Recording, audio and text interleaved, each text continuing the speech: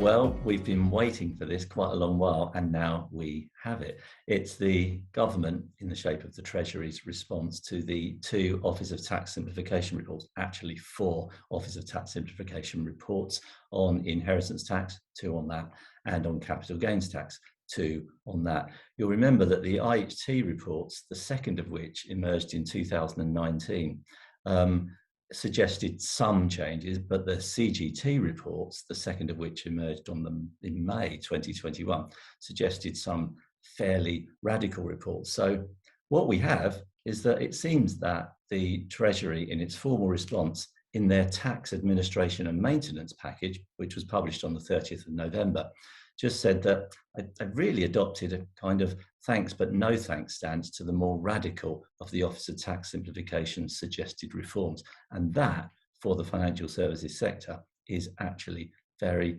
very good news, because I think we could be in, at least until the next election, for a period of some stability in relation to capital taxes.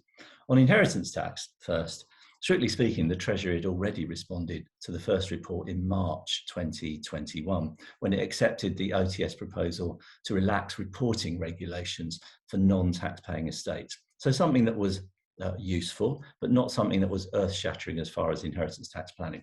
Basically, nothing else has happened of great note in relation to inheritance tax.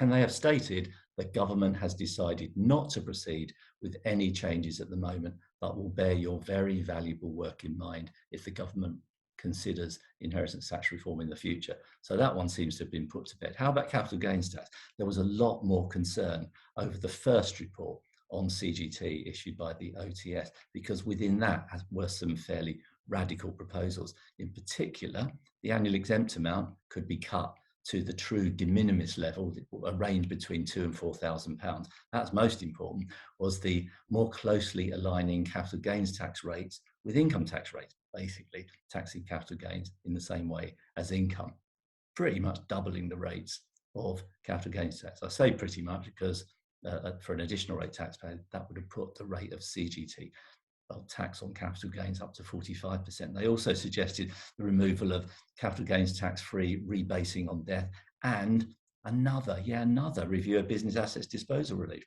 So the OTS proposals were actually similar to those coming from more sort of left-wing leaning bodies. Left-wing leaning. The interesting thing here again is that the Treasury have stated, rather in the same way that the government have responded to suggestions in relation to pensions tax reform, that these reforms would involve a number of wider policy trade-offs.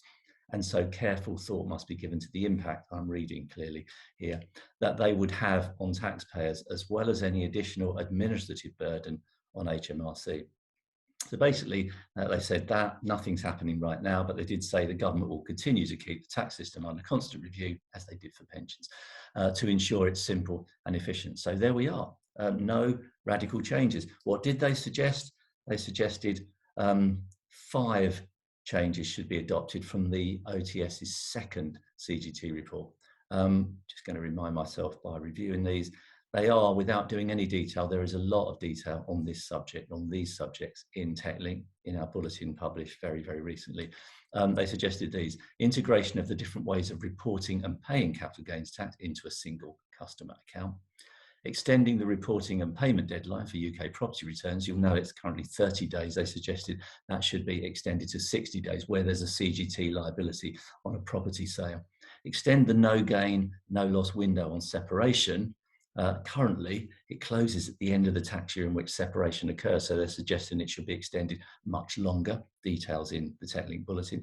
Expand the specific rollover relief rules which apply where land and buildings are required under compulsory purchase orders, and the HMRC should improve their guidance in a range of specific areas. So all helpful stuff, but basically it leaves us in the position that we are now in relation to planning, making those choices as to how to wrap your investments, whether to invest directly into collectives, for example, or use the tax protection that an investment bond can offer. Basically, the rules on CGT remaining as they are leave all of our decision making as it is now. Important, but as it is now. As I said, there's a lot more detail on this subject and the Treasury's response in our bulletin. But I think we can all just breathe a big sigh of relief and look forward to a period of stability in capital taxation, at least until the next election.